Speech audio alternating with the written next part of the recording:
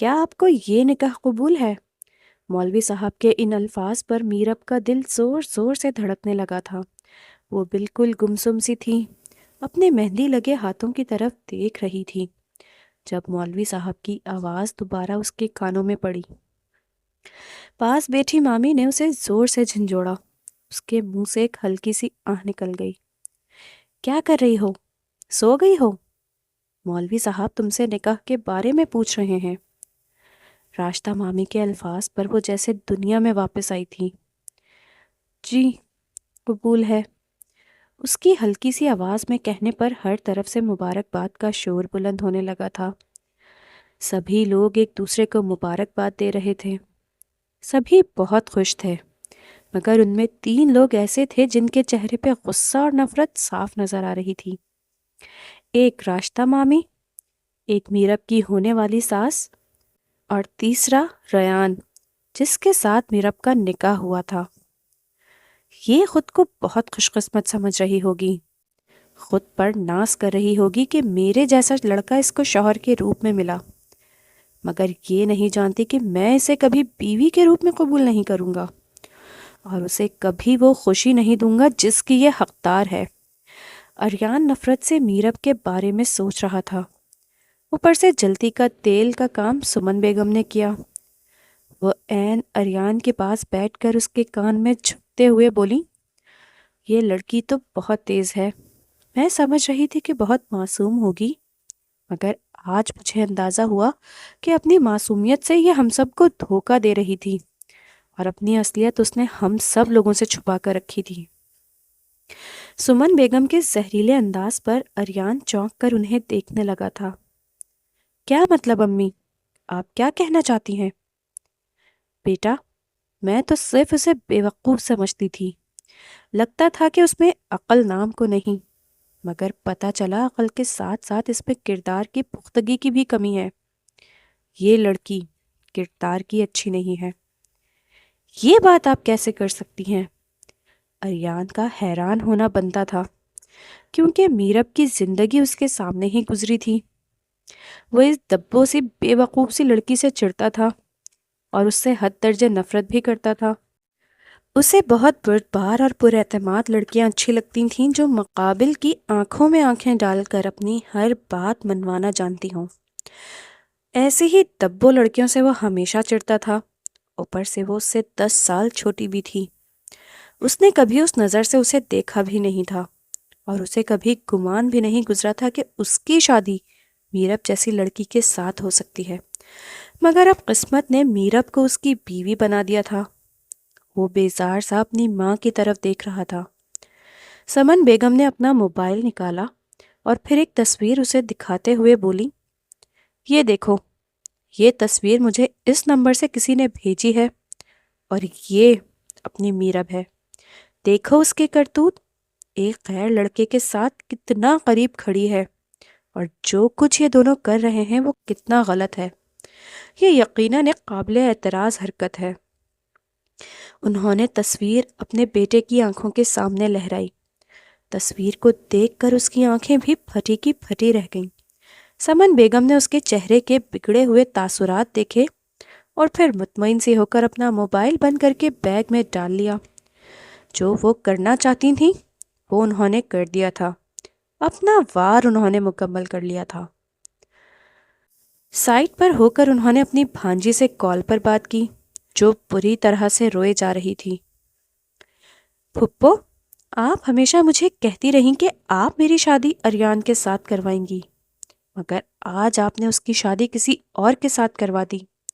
آپ نے مجھے صرف لارے ہی لگائے، مجھے دھوکہ دیا اور میرا اریان کسی اور کا ہو گیا۔ ارے میری چندہ، میری بیٹی، فکر مت کرو، میں بہت جلد تمہیں دلہن بنا کر اس گھر میں لے آؤں گی، اور تمہاری شادی اریان کے ساتھ ہی ہوگی، یہ میرا تم سے وعدہ ہے۔ الشبہ جو پوری طرح سے غم سے نڈھال تھی، روتے روتے ایک دم سے چونک کر کہنے لگی، پھپھو، ایسا کون سا چراغ کا جن آپ کے ہاتھ لگ گیا ہے جو پلک جھپکتے میں یہ کام کر دے گا؟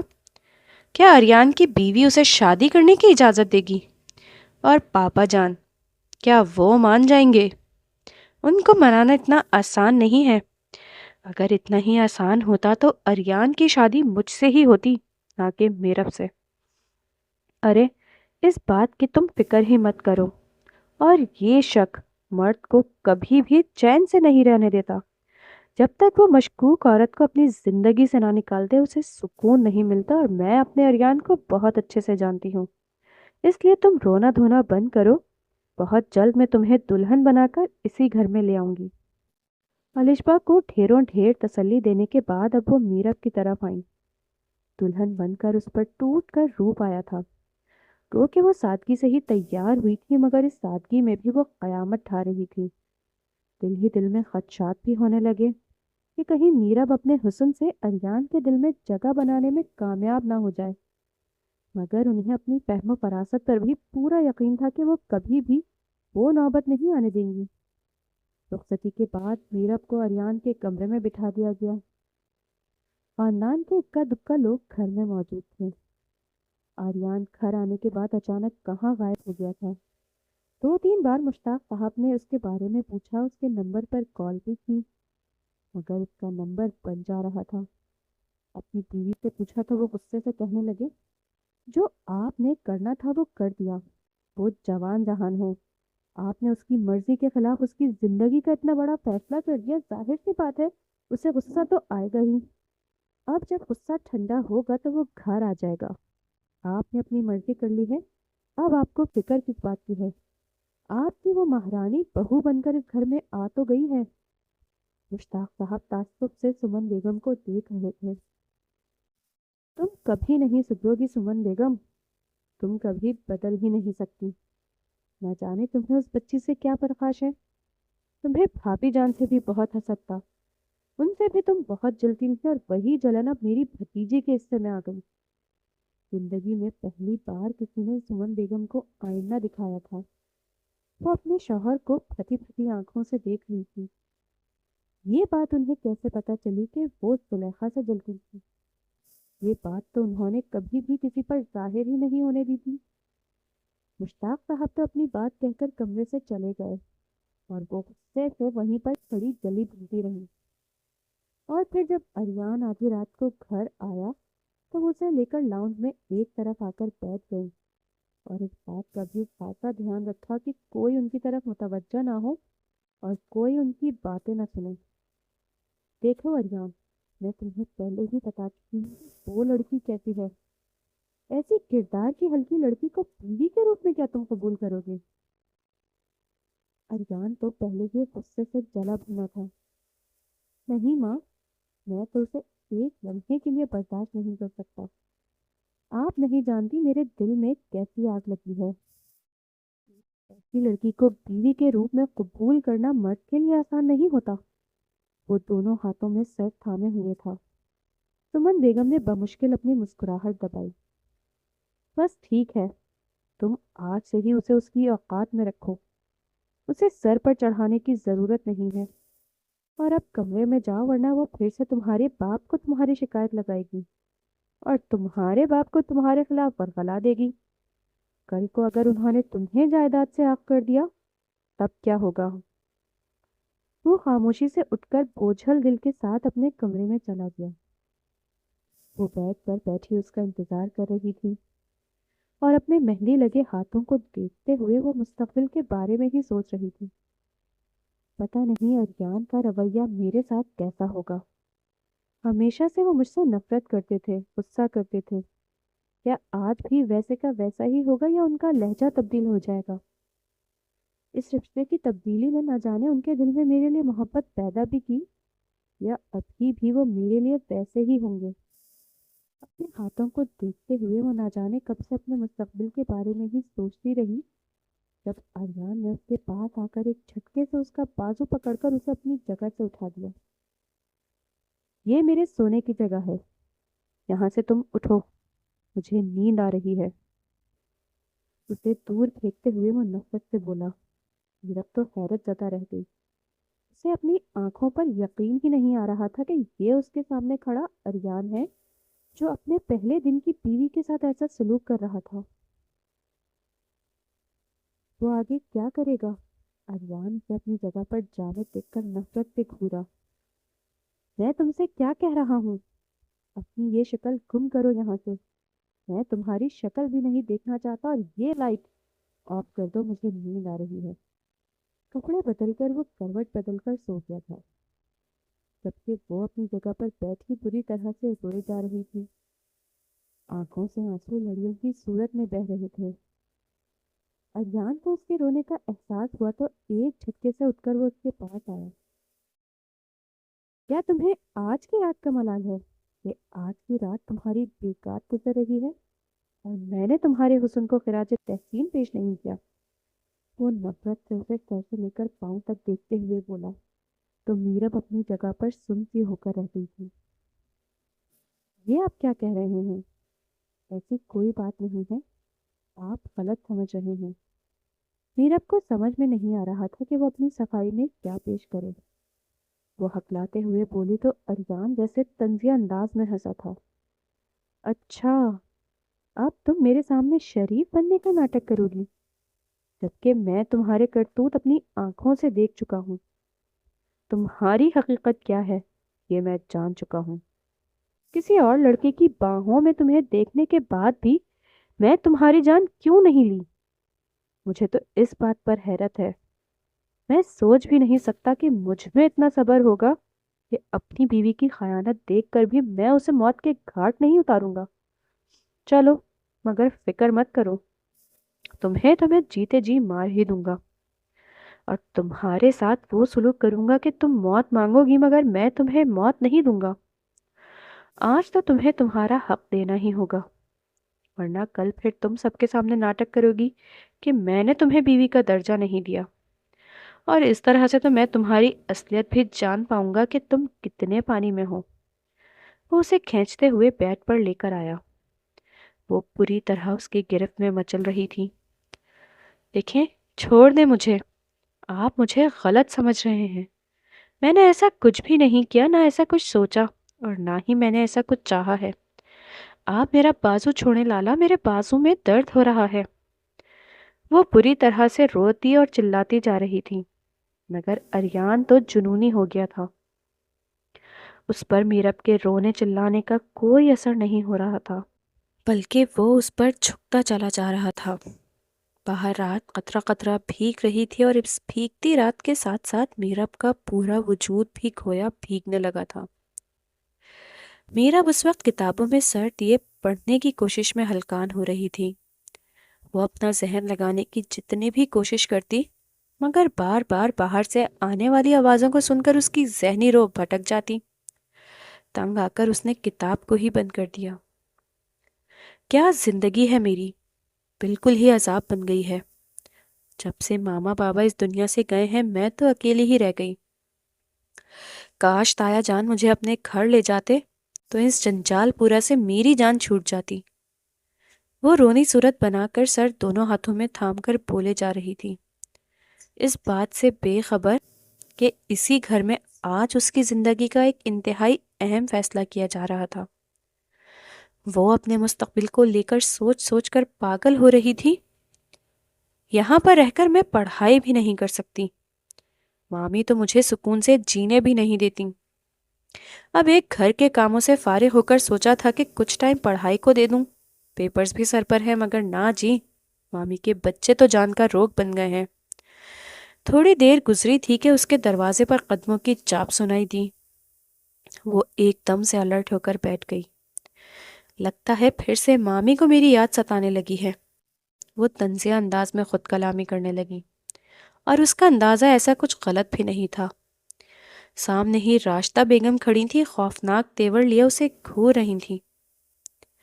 کبھی کمرے سے باہر بھی نکل آیا کرو, مجال ہے جو بن کہے کوئی کام کر لو. کچھ اندازہ ہے, گھر میں مہمان آئے ہوئے ہیں اور تمہاری ہی لائی ہوئی مصیبت ہے, مگر مہمانوں کو بھی مجھے ہی دیکھنا پڑ رہا ہے اور گھر کو بھی. یہ نہیں کہ باہر نکل کر چائے پانی ہی پوچھ لو. ممانی کے تڑکنے پر وہ دل ہی دل میں بل کھا کر رہ گئی.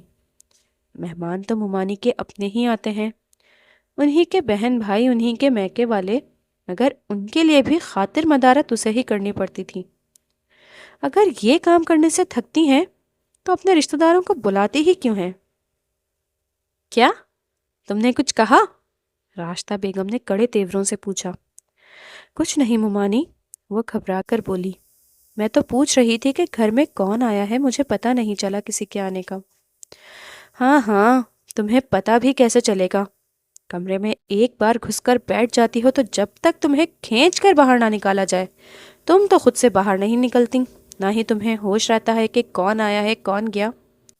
ارے تمہارے تایا ہی آئے ہیں تم سے ملنے کے لیے، اب جلدی سے باہر آؤ اور ان کے لیے چائے پانی کا انتظام کرو۔ تایا کی آمد کے بارے میں سن کر وہ خوشی سے کھل اٹھی تھی اور پھر بھاگتے ہوئے ماموں کے کمرے میں گئی۔ سامنے ہی تایا اس کے ماموں کے ساتھ سرگوشیوں میں باتیں کر رہے تھے۔ اسے اپنی طرف آتے دیکھ کر وہ اپنی جگہ سے کھڑے ہو گئے اور اس کے سر پر ہاتھ رکھا، پھر اپنے گلے سے لگا لیا۔ کیسی ہو میری بیٹی؟ یہاں کسی قسم کا کوئی مسئلہ تو نہیں ہے؟ نہیں نہیں تایا ابو، میں تو بالکل ٹھیک ہوں۔ نہ چاہتے ہوئے بھی وہ یہ سب کہنے پر مجبور تھی۔ اگر وہ سچ بول بھی جاتی تو کون سا تایا ابو اسے اپنے ساتھ لے جاتے؟ تائی تو اسے ایک منٹ بھی گھر میں برداشت نہیں کرتی تھی، اور اریان، وہ تو ہر وقت غصے سے لاوا ہی بنا رہتا تھا۔ اریان اور تائی کے بارے میں سوچ کر ہی اسے جھرجھری سی آ جاتی تھی۔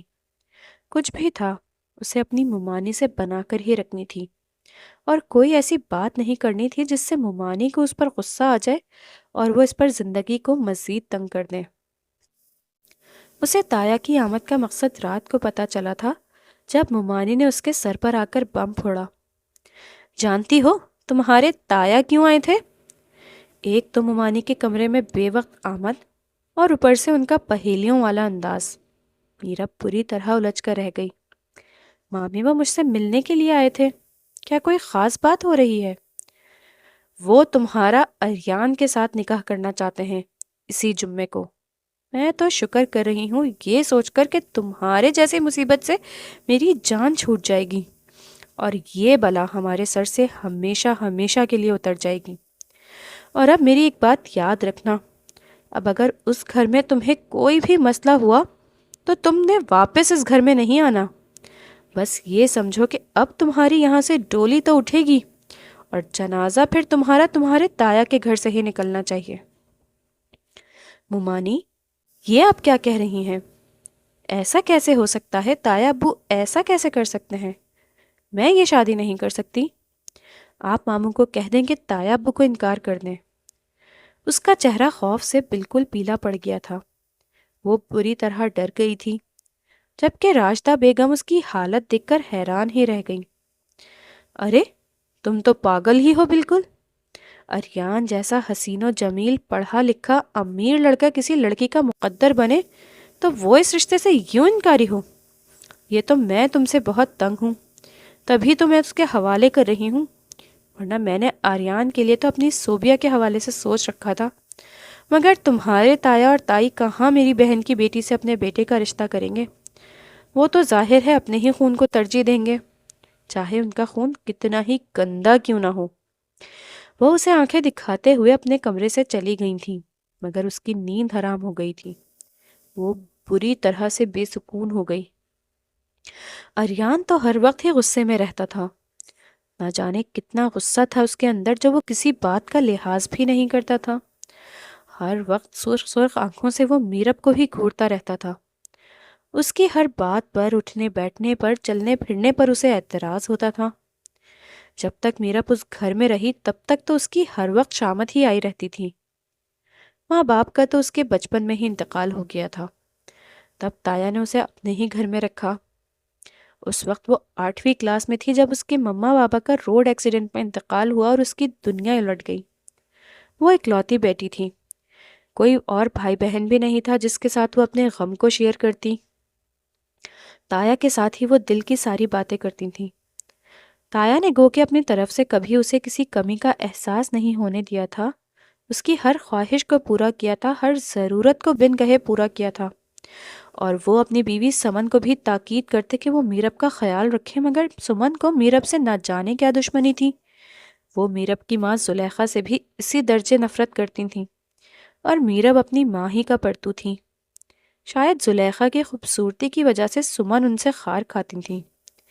اور اب یہ خوبصورتی تو میرب نے بھی ہو بہو اپنی ماں سے ہی چرائی تھی۔ اسے دیکھ کر لگتا تھا کہ وہ زلیخا کی ہی کاپی ہے، اور اسے دیکھ کر سمن کے تن بدن میں آگ سی لگ جاتی تھی۔ یہ ڈائن میرے گھر میں قبضہ کر کر بیٹھ گئی ہے، اس کے تو ننیال والے بھی ہیں، مگر پھر بھی میرے شوہر نے اس کو اس گھر میں لا کر میرے سر پر بٹھا دیا ہے۔ میں ایسا کیا کروں کہ یہ لڑکی یہاں سے چلی جائے؟ وہ ہر وقت میرب کو یہاں سے نکالنے کے بارے میں ہی سوچتی رہتی تھی، ہر وقت اس کی چغلیاں کرتی رہتی تھیں، اور اپنے شوہر سے بھی اسی بات پر بہت لڑائی کرتی کہ پرائی لڑکی کی ذمہ داری آپ نے اٹھا لی ہے، اس کے ماموں کو کیوں نہیں کہا کہ وہ اپنی بھانجی کو اپنے گھر لے جائیں۔ مشتاق صاحب نے بیوی کی بات پر حیرت سے بیوی کو دیکھا۔ ابھی ابھی وہ آفس سے گھر آئے تھے اور پہلے ہی بہت تھکے ہوئے تھے۔ انہوں نے سوچا تھا کہ گھر جا کر وہ آرام کریں گے، مگر ان کے نصیب میں آرام کہاں۔ انہوں نے گہرا سانس لے کر کہا، دیکھو سمن بیگم، میرب کوئی غیر نہیں، میری بھتیجی اور میرا خون ہے، اور یہ گھر اس کے سگے تایا کا ہے۔ اگر میں اسے مشکل وقت میں اپنے پاس نہیں رکھوں گا اور اپنی بچی کو پناہ نہیں دوں گا تو وہ کہاں جائے گی؟ وہ میرا خون ہے، میرے بھائی کی اولاد۔ اب اگر اللہ نے میرے بھائی اور بھابھی کو اتنی جلدی مجھ سے چھین لیا تو کیا میں اپنی بھتیجی کو بھی اپنے ہاتھوں سے کھو دوں؟ ویسے بھی اس کے ماموں کے حالات اچھے نہیں، وہ لوگ کیوں ہماری میرب کی ذمہ داری اٹھائیں گے؟ ان میں اتنی سکت ہی نہیں کہ وہ اپنی ذمہ داری اٹھا سکیں۔ یہ سن کر تو سمن کے تن بدن میں مزید آگ لگ گئی۔ میں بھی دیکھتی ہوں کہ کیسے وہ اس لڑکی کو گھر میں رکھتے ہیں۔ سمن نے میرب پر زندگی بہت تنگ کر دی۔ حالانکہ گھر میں نوکر چاکر بھی ہوتے تھے، مگر پھر بھی سمن میرب کے آنے کے بعد اسے کھانا بنانے کے لیے کھڑا کر دیتی تھی۔ جب میرب تایا سے شکایت کرتی تو وہ سمن کو روکتے۔ سمن بیگم، میرب ابھی بہت چھوٹی ہے، سیکھنے کے لیے عمر پڑی ہے، آپ کیوں ابھی سے اسے اسکول سے آنے کے بعد گھریلو کاموں میں جوت رہی ہیں؟ اسے پڑھنے کے لیے وقت دیں۔ اچھا تو یہ بات ہے، گھر آتے ہی بھتیجی نے آپ کے کانوں میں میرے خلاف زہر گھولنا شروع کر دیا۔ یہی تو شیوا تھا اس کی ماں کا، اور اب یہ بیٹی بھی ماں کے ہی نقش قدم پر چل پڑی ہے، ہمارے ہی گھر میں رہ کر ہم دونوں کو ایک دوسرے کے خلاف کر رہی ہے۔ تم غلط سمجھ رہی ہو سمن، مجھے میرب نے کچھ نہیں کہا، میں تو خود اپنی ہی طرف سے بات کر رہا تھا۔ وہ جانتے تھے کہ اگر انہوں نے میرب کا نام لیا تو سمن اس کے ساتھ اور بھی زیادہ دشمنی کرے گی، اس لیے انہوں نے مصلحت سے کام لیا تھا۔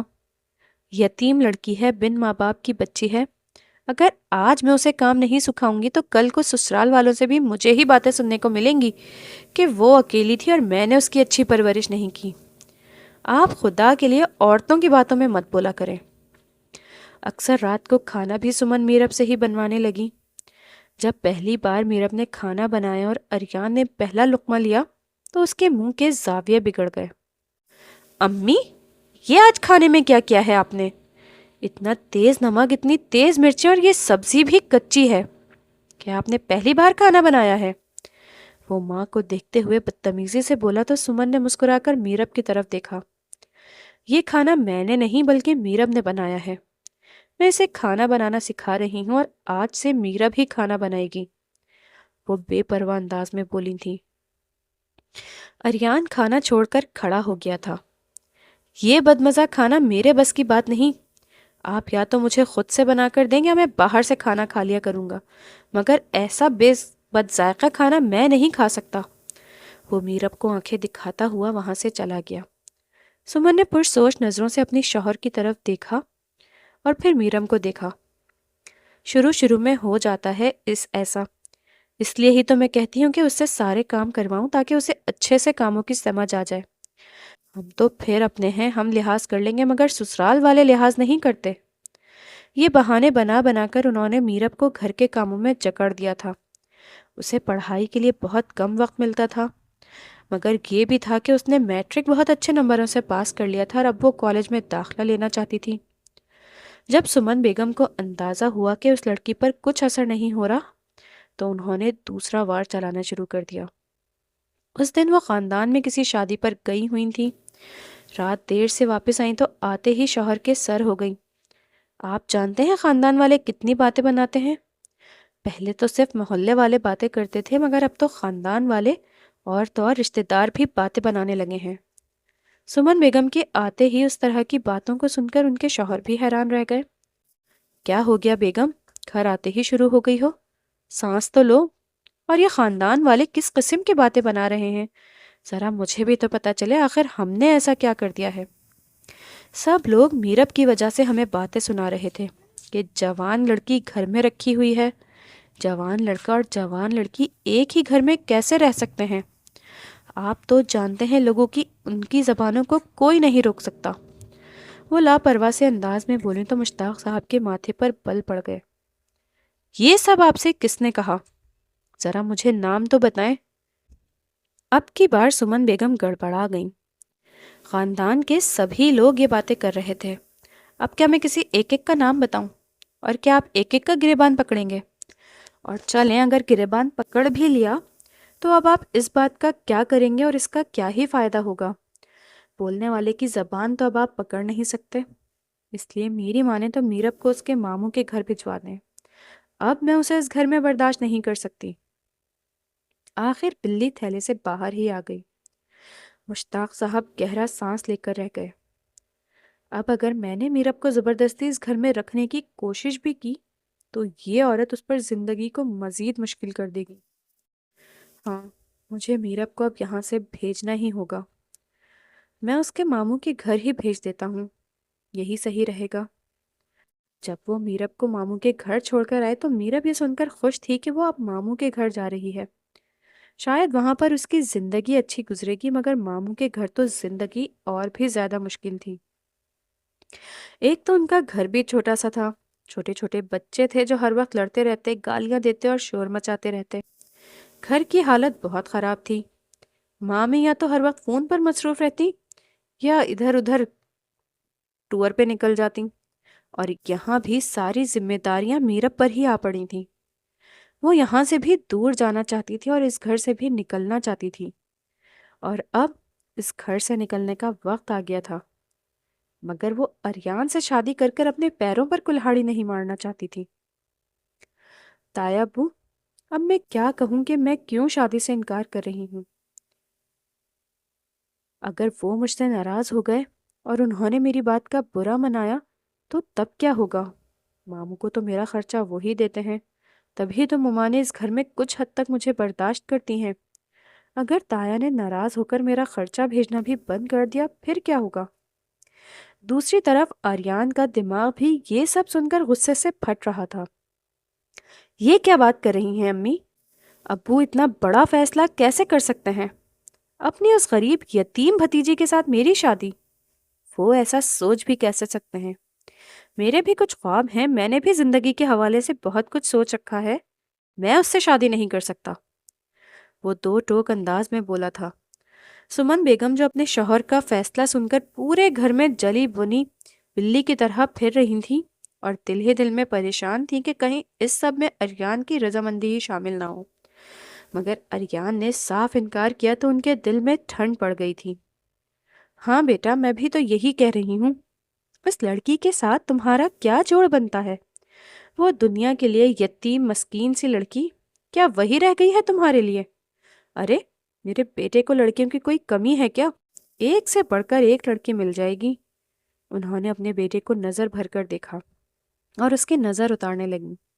اس میں کوئی شک نہیں تھا کہ اریان دیکھنے میں بہت ہینڈسم تھا اور اپنے باپ کے ساتھ بزنس بھی سنبھال رہا تھا۔ اس نے MBA کی ڈگری لے رکھی تھی اور اسے اپنی مردانہ وجاہت اور اپنے خاندانی حسب و نسب پر بہت غرور بھی تھا۔ وہ نہ جانے کب سے نشا کو پسند کرنے لگا تھا اور اسے دل بھی دے بیٹھا تھا۔ نشا اس کی کلاس فیلو تھی۔ کتنے سالوں سے وہ آریان کا دل جیتنے کی کوشش کر رہی تھی اور بالآخر وہ آریان کے دل میں اپنی جگہ بنانے میں کامیاب ہو ہی گئی تھی۔ جب وہ اس کے لیے کچھ محسوس کرنے ہی لگا تو بابا جان نے یہ فیصلہ سنا دیا۔ ماما، بابا کو صاف انکار کر دیں، میری طرف سے اس شادی کے لیے انکار ہی ہے، اور اگر میرے ساتھ کسی نے زبردستی کرنے کی کوشش کی تو میں گھر چھوڑ کر چلا جاؤں گا، اور یہاں سے بھی بہت دور چلا جاؤں گا، اور آپ لوگ میری شکل دیکھنے کے لیے بھی ترسیں گے۔ اریان یہ بات کہہ کر لمبے لمبے ڈگ بھرتا ہوا وہاں سے چلا گیا اور سمن بیگم کو اپنے پورے وجود میں سکون کی لہر اترتی محسوس ہوئی۔ اپنے شوہر کے پاس جا کر انہوں نے منو ان ساری باتیں انہیں بتا دیں۔ پھر مشتاق صاحب کا غصہ دیکھنے کے لائق تھا۔ کیا بات کر رہی ہیں آپ بیگم؟ میرا بیٹا میرے فیصلے سے انحراف کیسے کر سکتا ہے؟ کیا اسے میری محبت پر، میری فہم و فراست پر بالکل یقین نہیں ہے؟ سمن بیگم نے گویا ناک پر سے مکھی اڑائی۔ ارے وہ بھی تو آپ کا ہی بیٹا ہے، آپ کی طرح ہی ضدی ہے۔ بھائی آپ اس سے خود بات کر لیں، اب میں تو آپ دونوں کے بیچ پس کر رہ گئی ہوں۔ ویسے میں ایک بات اور کہتی ہوں، اگر اس کی مرضی نہیں ہے تو آپ اس سے زبردستی کیوں کر رہے ہیں؟ بھلا اسے لڑکیوں کی کمی ہے کیا؟ ایک سے بڑھ کر ایک لڑکی مل جائے گی، کیا یہی 2 ٹکے کی ایک لڑکی رہ گئی ہے اس کے لیے؟ ان کے لہجے میں میرب کے لیے حقارت اور نفرت اور نہ جانے کیا کچھ تھا، جسے مشتاق صاحب نے خاص طور پر محسوس کیا تھا۔ اگر میں اپنی بھتیجی کو اس گھر میں لے کر آ بھی گیا تو یہ عورت نہ جانے اس کے ساتھ کیا سلوک کرے گی، اور میرا یہ بیٹا، یہ تو بہت ہی ٹیڑھی کھیر ثابت ہونے والا ہے۔ ہاں مگر پھر بھی مجھے اپنی بھتیجی کو ہی اس گھر میں لے کر آنا ہے۔ نہ جانے باہر اسے کس طرح کے لوگ ملیں، اس کے ساتھ کیسا سلوک کرے۔ کم از کم اس طرح وہ میری آنکھوں کے سامنے تو رہے گی۔ اور ویسے بھی میرا اس گھر میں کتنا کنٹرول ہے، اریان کو تو میں سنبھال ہی لوں گا، وہ میرے فیصلے کے خلاف نہیں جا سکتا۔ رات جب اریان واپس آیا تو مشتاق صاحب نے آتے ہی اپنے کمرے میں بلایا تھا، اور وہ خفا خفا سا ان کے سامنے کھڑا تھا۔ میں کیا سن رہا ہوں اریان؟ تمہیں اس فیصلے پر اعتراض ہے؟ جی بابا، آخر میرا اور میرب کا جوڑ ہی کیا بنتا ہے؟ میں اپنی پسند سے شادی کروں گا، اور میں بھی ایک لڑکی کو پسند کرتا ہوں اور اس سے شادی کا وعدہ بھی کر چکا ہوں۔ وہ نظریں جھکائے 2 ٹوک انداز میں اپنے فیصلے کے بارے میں بولا تھا، اس بات سے بے خبر کہ اس کی بات سن کر ان کے چہرے کے زاویے کسی حد تک غصے سے تبدیل ہو گئے تھے۔ ٹھیک ہے بیٹا، اگر تمہارا یہی فیصلہ ہے تو پھر میرا فیصلہ بھی سن لو۔ تمہاری شادی ہوگی تو صرف میرب کے ساتھ۔ اگر اس کے علاوہ تم نے کسی اور سے شادی کی تو میں تمہیں جائیداد سے عاق کر دوں گا۔ تم کیا گھر چھوڑو گے؟ میں خود تمہیں اس گھر سے نکال دوں گا۔ اس گھر میں تم صرف ایک ہی حیثیت میں رہ سکتے ہیں، اور وہ ہے میرب کے شوہر کی حیثیت۔ ان کے انتہائی فیصلے کو سن کر وہ بھی اپنی جگہ پر کھڑے کا کھڑا رہ گیا۔ سمن بیگم بھی غصے میں اتاولی ہو گئیں۔ کیا بات کر رہے ہیں آپ؟ ایک پرائی لڑکی کے لیے اپنے بیٹے کو دھمکی دے رہے ہیں؟ ارے یہ آپ کی اپنی اولاد ہے، آپ کا سگا خون۔ آپ کی آنکھوں پر تو اس لڑکی نے اپنی معصومیت کی پٹی باندھ رکھی ہے۔ وہ کوئی غیر نہیں، میرے بھائی کا خون ہے، اور تم اس کا ذکر اس قدر حقارت سے مت کیا کرو، مجھے اچھا نہیں لگتا۔ اور تم اریان، یہ میرا آخری اور حتمی فیصلہ ہے، اگر تمہیں اعتراض ہے تو بتاؤ۔ اریان غصے سے بنا کچھ کہے وہاں سے چلا گیا، اور پھر وہی ہوا جو مشتاق صاحب چاہتے تھے۔ اسی جمعے کو اریان کا نکاح میرب کے ساتھ ہو گیا۔ وہ سادگی سے دلہن بنی اس وقت اریان کے کمرے میں تھی۔ مشتاق صاحب اس کے سر پر ہاتھ رکھ کر ڈیروں دعائیں دیتے ہوئے اپنے کمرے میں چلے گئے۔ تھوڑی دیر کے بعد سمن اس کے سامنے آئی۔ میں جانتی ہوں کہ تمہیں اس گھر میں آ کر لگ رہا ہوگا کہ تم نے بہت بڑی کامیابی حاصل کر لی ہے، مجھے ہرا دیا ہے، مگر بیٹا یہ تمہاری جیت نہیں بلکہ تمہاری ہار ہے۔ اب میں تمہیں ایسے منہ کے بل گراؤں گی کہ تم کبھی اٹھ نہیں سکو گی۔ تائی امی، یہ آپ کیا کہہ رہی ہیں؟ وہ پھٹی پھٹی آنکھوں سے دیکھتے ہوئے بولی تھی۔ دلہن بنی میرب کی آنکھوں میں حیرت و استعجاب صاف نظر آ رہا تھا۔ بھلا پہلے ہی دن اپنی بہو کے ساتھ اس طرح کی باتیں کون کرتا ہے؟ وہ جتنا حیران ہوتی کم تھا، مگر وہ نہیں جانتی تھی کہ ابھی تو اس پر حیرتوں کے پہاڑ ٹوٹنے والے تھے۔ پوری رات جس طرح اریان نے درندگی کا مظاہرہ کیا تھا، اس کی وجہ سے میرب جیسے ادموئی ہو گئی تھی۔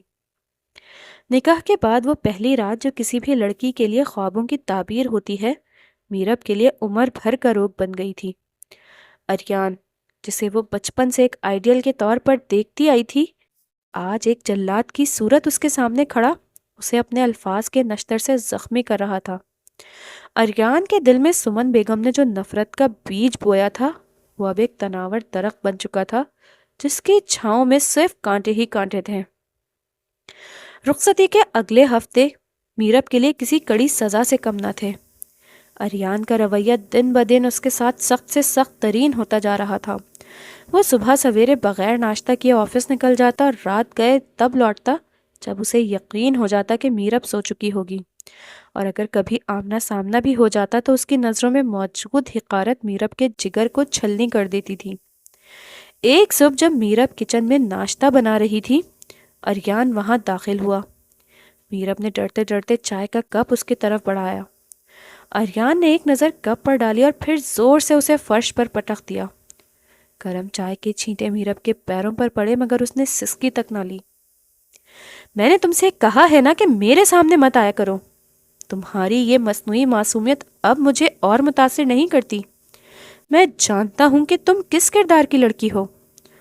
اریان غصے سے دھاڑا تھا۔ میرب کی آنکھوں میں آنسو بھر آئے۔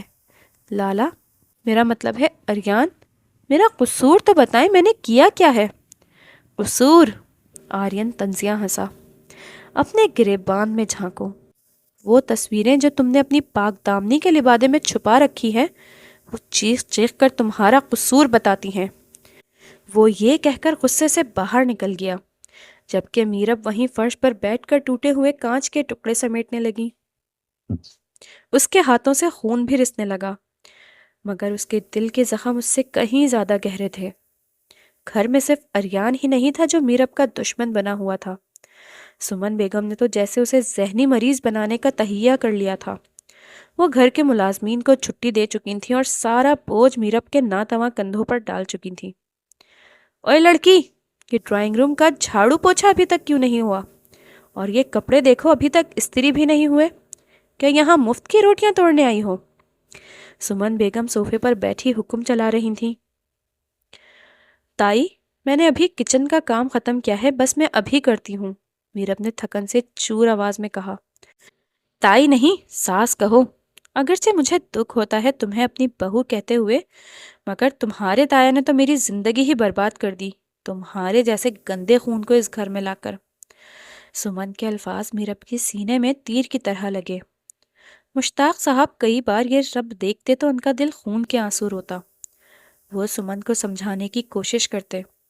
سمن بیگم یہ کیا کر رہی ہیں؟ وہ ہماری بھتیجی ہے، یتیم ہے، اس پر اتنا ظلم مت کریں۔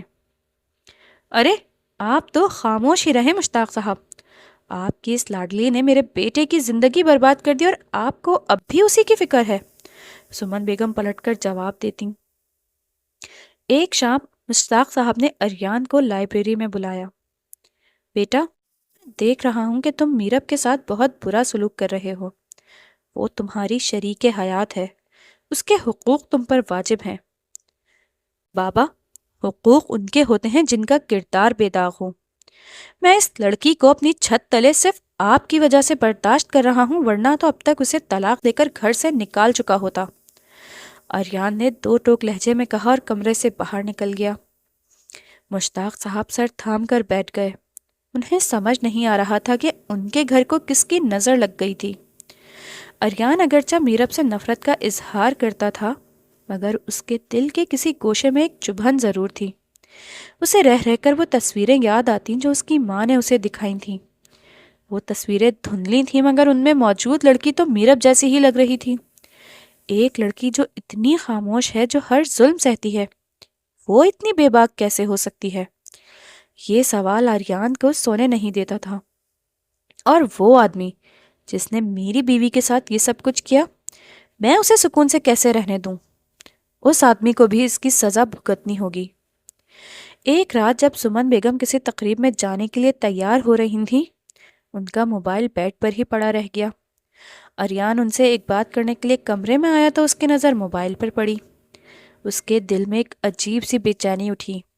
اس نے ادھر ادھر دیکھا، پھر کانپتے ہاتھوں سے ماں کا فون اٹھایا۔ اسے پتا تھا کہ یہ سب کچھ غلط ہے، مگر سچ جاننے کی تڑپ اسے کہیں زیادہ تھی۔ اس نے گیلری کھولی، پھر واٹس ایپ کھولا اور اس نمبر کو تلاش کیا جس سے وہ تصویریں آئی تھیں۔ نمبر نامعلوم کے نام سے محفوظ تھا۔ آرین نے جلدی سے وہ نمبر اپنے فون میں ڈائل کیا اور ان تصویروں کو غور سے دیکھا۔ اسے محسوس ہوا کہ تصویروں میں موجود لڑکی کا لباس اور میرب کے لباس میں بہت فرق ہے۔ تصویروں میں لڑکی نے جو جیولری پہن رکھی تھی، وہ بھی میرب نے کبھی ویسی جیولری نہیں پہنی تھی۔ اگلے دن اریان آفس نہیں گیا۔ اس نے اپنے ایک قریبی دوست اسد کو فون کیا جو کہ پولیس کے سائبر کرائم ڈپارٹمنٹ میں ایک اہم عہدے پر فائز تھا۔ اسد، مجھے ایک نمبر کی مکمل ڈیٹیل چاہیے، اس کی لوکیشن، کال ریکارڈ، اور یہ بھی کہ یہ کس کے نام پر رجسٹرڈ ہے۔ سب کچھ مجھے فوری طور پر چاہیے۔ خیریت تو ہے آریان؟ تم اتنے پریشان کیوں ہو؟ اسد نے پوچھا۔ بس تم یہ کام کرو، پھر میں تمہیں سب کچھ بتاؤں گا۔ شام تک اسد کا فون آ گیا۔ آریان، یہ نمبر سندھ کے ایک دور افتادہ گاؤں میر پور خاص کے نواحی علاقے کے ایک بندے کے نام پر ہے۔ نام ہے غلام رمضان۔ یہ بندہ تو ایک عام سا دہاڑی دار مزدور ہے، اور اس کے کال ریکارڈز میں بار بار تمہاری والدہ کا نمبر آ رہا ہے۔ آریان کے پیروں تلے سے زمین نکل گئی۔ کیا مطلب؟ میری ماں کا نمبر؟ ہاں، پچھلے 1 مہینے میں اس نمبر سے تمہاری والدہ کو 50 سے زائد کال کی گئی ہیں اور کئی پیغامات بھی بھیجے گئے ہیں۔ آریان کا دماغ سن ہو گیا۔ اس نے سوچا بھی نہیں تھا کہ اس کی ماں اس حد تک جا سکتی تھی، مگر پھر بھی اسے یقین نہیں آ رہا تھا۔ ہو سکتا ہے یہ کوئی غلط فہمی ہو۔ اس نے خود کو تسلی دی، مگر وہ سچ جاننے کے لیے تڑپ رہا تھا۔ اگلے صبح آریان نے گاڑی نکالی اور بغیر کسی کو بتائے سندھ کی طرف روانہ ہو گیا۔ وہ غصے، دکھ اور تجسس کی ملی جلی کیفیت میں تھا۔ 5 گھنٹے کا طویل سفر کر کے وہ اس چھوٹے سے گاؤں میں پہنچا۔ وہاں کی گلیاں تنگ اور دھول سے اٹی ہوئی تھیں۔ پوچھتے پچھاتے وہ غلام رمضان کے گھر پر پہنچا۔ وہ ایک خستہ حال جھونپڑی تھی جس کے باہر ایک ادھیڑ عمر آدمی بیٹھا تمباکو کو مل رہا تھا۔ تم ہی غلام رمضان ہو؟ آریان نے گاڑی سے اترتے ہی گرج کر پوچھا۔ وہ آدمی آریان کی روبدار شخصیت اور قیمتی گاڑی دیکھ کر ویسے ہی سہم گیا تھا۔ جی سائیں، میں ہی ہوں۔ آپ کون؟ آریان نے اپنا فون نکالا اور وہ تصویریں اس کے سامنے پیش کیں۔ یہ تصویریں تم نے سمن بیگم کو کیوں بھیجیں؟ سچ سچ بتاؤ ورنہ تمہارا حشر بہت برا ہوگا۔ آریان نے اس کا گریبان پکڑ لیا۔ رمضان کانپنے لگا۔ سائیں، میرا کوئی قصور نہیں، میں تو غریب آدمی ہوں۔ مجھے تو شہر سے ایک میم صاحب نے فون کیا تھا۔ انہوں نے کہا کہ یہ تصویریں اس نمبر پر بھیج دو اور یہ میسج لکھو کہ یہ ہیں تمہاری بہو کے کرتوت۔ اس کے بدلے انہوں نے مجھے 50,000 روپے بھی دیے تھے۔ کون تھی وہ عورت؟ آریان کی آنکھوں سے چنگاریاں نکل رہی تھیں۔ سائیں، وہ مجھے ایک بار ملنے آئی تھی۔ انہوں نے نقاب کیا ہوا تھا، مگر میرے پاس ان کی وہ تصویر ہے جو انہوں نے مجھے واٹس ایپ پر بھیجی تاکہ میں انہیں پہچان سکوں جب وہ مجھے پیسے دینے آئے۔ رمضان نے اپنا پرانا سا موبائل نکالا اور ایک تصویر دکھائی۔ تصویر دیکھتے ہی آریان کا دل بیٹھ گیا۔ وہ سمن بیگم ہی تھی جو ایک بینک کے باہر کھڑی پیسے نکال رہی تھیں۔ تصویر میں ان کا چہرہ صاف نظر آ رہا تھا۔ اور یہ لڑکی کون ہے تصویر میں؟ آریان نے پوچھا۔ سائیں، یہ تو کوئی ایڈیٹنگ والی تصویر تھی۔ میم صاحب نے خود کہا تھا کہ اس لڑکی کا چہرہ بدل کر اس لڑکی جیسا کر دو جس کی تصویر انہوں نے مجھے دی تھی۔ میں نے گاؤں کے ایک لڑکے سے یہ کام کروایا تھا۔ میں نہیں جانتا یہ لڑکی کون ہے، لیکن یہ جانتا ہوں کہ اصل میں یہ لڑکی کوئی اور ہے۔ آریان کو ایسا لگا جیسے کسی نے اس کے سینے میں خنجر گھونپ دیا۔ وہ تصویریں جو میرب کے کردار پر داغ تھیں، وہ دراصل ایک ماں کی اپنے بیٹے اور ایک یتیم لڑکی کے خلاف ایک گھناؤنی سازش تھی۔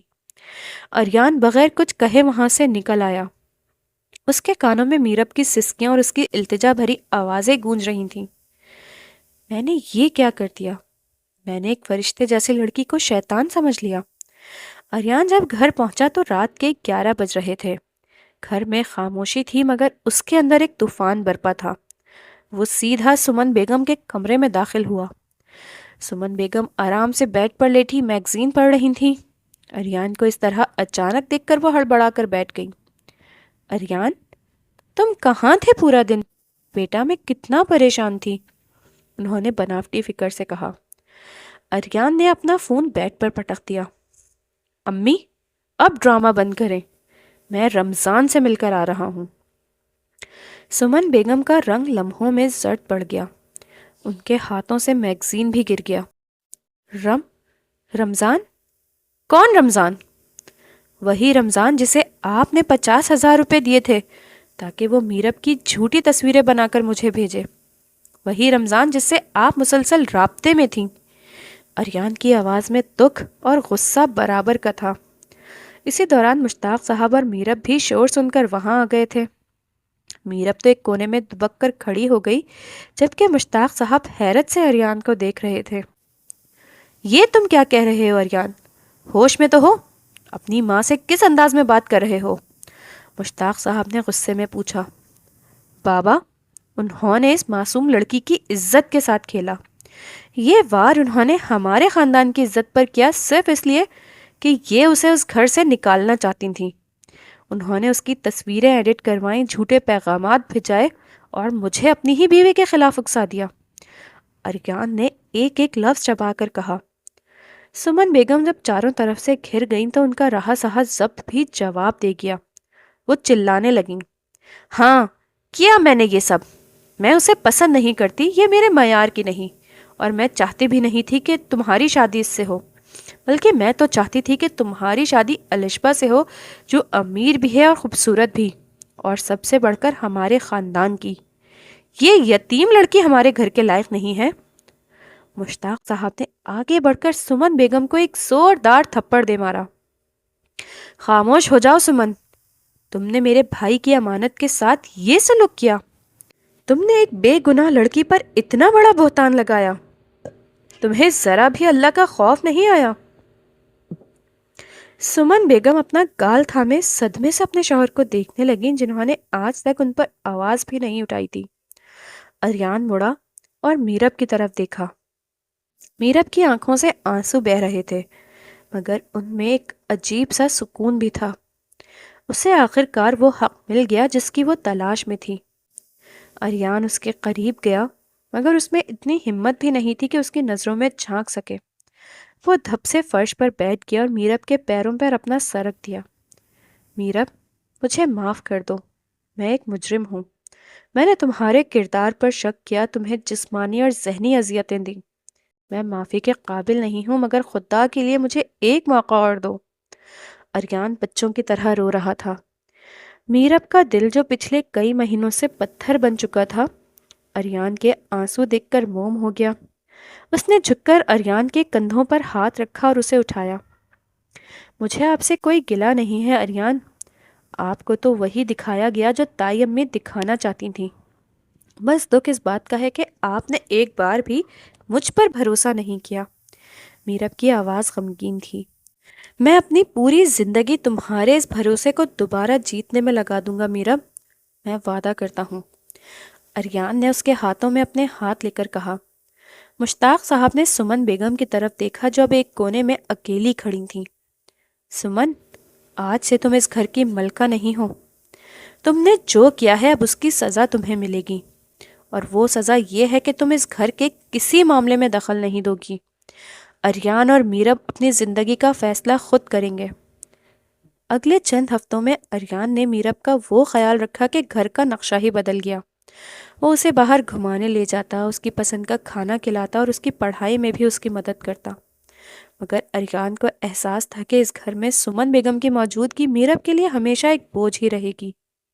سمن بیگم اگرچہ خاموش ہو گئی تھی، مگر ان کی آنکھوں میں ابھی بھی میرب کے لیے سرد مہری اور غصہ موجود تھا۔ ایک رات اریان نے مشتاق صاحب سے ان کے کمرے میں ملاقات کی۔ بابا، میں نے ایک فیصلہ کیا ہے۔ کیسا فیصلہ بیٹا؟ مشتاق صاحب نے چشمہ اتارتے ہوئے پوچھا۔ میں میرب کو لے کر لندن جا رہا ہوں۔ وہاں ہماری کمپنی کی برانچ کو ایک ذمہ دار مینیجر کی ضرورت ہے، اور میں چاہتا ہوں کہ میں خود وہاں کا چارج سنبھالوں۔ اس سب سے میرب کو بھی ایک نیا ماحول ملے گا، وہ وہاں اپنی ہائر ایجوکیشن مکمل کر سکے گی، اور ہم اپنی زندگی کو ایک نئے سرے سے شروع کر سکیں گے جہاں کوئی نفرت یا سازش نہ ہو۔ مشتاق صاحب کے چہرے پر ایک اطمینان بخش مسکراہٹ آ گئی۔ بیٹا، یہ تمہارا اب تک کا سب سے بہترین فیصلہ ہے۔ میں خود بھی یہی چاہتا ہوں کہ تم دونوں اس ماحول سے دور چلے جاؤ۔ یہاں کی تلخیاں شاید میرب کو کبھی مکمل طور پر خوش نہ ہونے دیں۔ تم جاؤ، میری دعائیں تمہارے ساتھ ہیں۔ جب میرب کو اس فیصلے کا پتہ چلا تو اس کی خوشی کی انتہا نہ رہی۔ وہ ہمیشہ سے ملک سے باہر جا کر پڑھنا چاہتی تھی، اور اب تو اسے اپنے شوہر کی محبت اور ساتھ بھی میسر تھا۔ روانگی کا دن آ پہنچا۔ میرب اپنے تایا کے گلے لگ کر خوب آنسو بہائے۔ مشتاق صاحب نے اس کے ماتھے پر بوسہ دیا اور کہا، میری بیٹی، اللہ تمہیں خوش رکھے، تم نے بہت صبر کیا اور اللہ صبر کرنے والوں کے ساتھ ہے۔ سمن بیگم دور کھڑی یہ سب دیکھ رہی تھیں۔ اریان ان کے پاس گیا۔ امی میں جا رہا ہوں، ہو سکے تو اپنے دل سے یہ نفرت نکال دیں، ورنہ آپ اکیلی رہ جائیں گی۔ سمن بیگم نے کچھ نہیں کہا، بس ان کی آنکھوں میں ایک عجیب سی پشیمانی کی جھلک تھی۔ ایئرپورٹ پر آریان نے میرب کا ہاتھ مضبوطی سے تھاما ہوا تھا۔ جب وہ جہاز کی سیٹ پر بیٹھے تو میرب نے کھڑکی سے باہر دیکھا۔ نیچے پاکستان کی زمین چھوٹی ہوتی جا رہی تھی، مگر اس کے ساتھ ہی اس کی زندگی کے تمام دکھ، مامی کی تلخیاں، تائی امی کی سختیاں، اریان کی نفرت اور وہ تمام تہمتیں پیچھے بھی چھوٹ رہی تھیں۔ لندن پہنچ کر اریان نے خوبصورت اپارٹمنٹ لیا۔ وہاں کی فضاؤں میں ایک الگ ہی سکون تھا۔ اریان نے میرب کا داخلہ وہاں کی ایک بہترین یونیورسٹی میں کروا دیا تھا۔ اب میرب صرف ایک گھریلو بیوی نہیں تھی، بلکہ وہ ایک پراعتماد طالبہ بھی تھی۔ آریان آفس سے واپسی پر روز میرب کے لیے پھول لاتا اور دونوں شام کو کسی پارک میں بیٹھ کر اپنے مستقبل کے منصوبے بناتے تھے۔ آریان اب اکثر سوچتا کہ سچائی کا راستہ کتنا کٹھن ہوتا ہے، مگر اس کا پھل بھی اتنا ہی میٹھا ہوتا ہے۔ اگر وہ اس دن گاؤں نہ جاتا تو آج بھی وہ نفرت کی آگ میں جل رہا ہوتا اور ایک معصوم کلی کو رون چکا ہوتا۔ پاکستان میں مشتاق صاحب اب اکیلے تھے، مگر وہ خوش تھے۔ جب بھی اریان اور میرب کی ویڈیو کال آتی، وہ میرب کے چہرے کی رونق اور اریان کی آنکھوں میں موجود سکون دیکھ کر سجدہ شکر بجا لاتے۔ انہوں نے اپنے بھائی سے کیا ہوا وعدہ نبھا دیا تھا۔ میرب اب صرف ان کی بھتیجی نہیں، بلکہ ان کے گھر کی وہ بیٹی بھی تھی جس نے اپنے صبر سے ایک ٹوٹتے ہوئے گھر